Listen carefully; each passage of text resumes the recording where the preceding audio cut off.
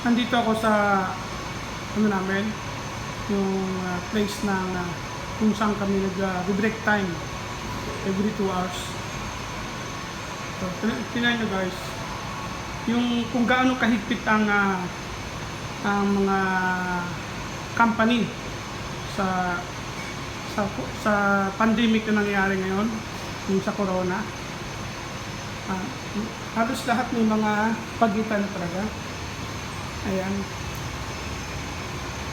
Tapos may mga nakasulat pa na, ayan, na kailangan mag-mask.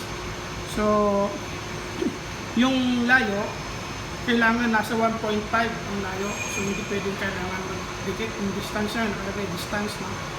Hindi pwede mag-dikit na talaga. Bawal, may nakalagay din dito na bawal mag-usap. No? So, kung kinakailangan, pag mag-break time, tahimik lang. Kung mag-usap man, pero hindi pwedeng matagalan. Kailangan saglit lang. Yan. Hanggang dito yan sa kabila. Yan. Ganun din dito. Ganun din dito. Yan, may mga alcohol, may mga tissue. Pagkatapos ng break time, pupunasan yung lamesa. Ito, pupunasan ng alcohol yan. Pupunasan itong upuan ng alcohol bago umalis. Yan. Lahat yan.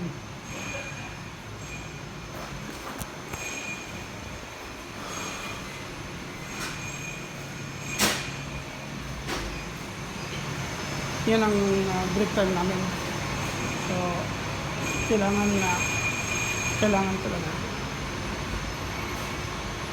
talaga mag-mask. Kahit yung naka-break time, maliban lang kapag kumakain, tatanggalin yung mask.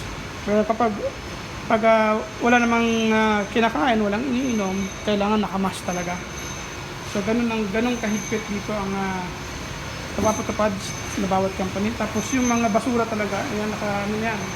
Yung lata, yung plastic bottle, so bukod-bukod na yan. Ganun dito sa kabila. Ganun din dito. Bukod-bukod na yan. Ito lang. Kaya masabi ko lang talaga guys, ingat lang tayong lahat. Dahil ang hirap ng pandemic ngayon, walang pinipiling tao, mayaman man o mahirap. Pag tinamaan ka nito, mahirap talaga. Pero ang pinakamasaklap sa lahat, kapag mahirap ka, pag tinamaan ka ng COVID, napakahirap. Kasi hindi tulad ng mayaman, kapag may pera sila yung mapapansin kaagad ng mga tao, ng mga doktor, na may pera sila kilala sila, famous. Hindi tulad natin tayong mahihirap, mapansin man tayo, hindi ganun kaagad-agad. Kaya ang masabi ko lang talaga, ingat lang tayong lahat. Ingat sa nangyaring pandemic ko. Itong pandemic ito, hindi na ito mawawala guys. Dire-diretso na to.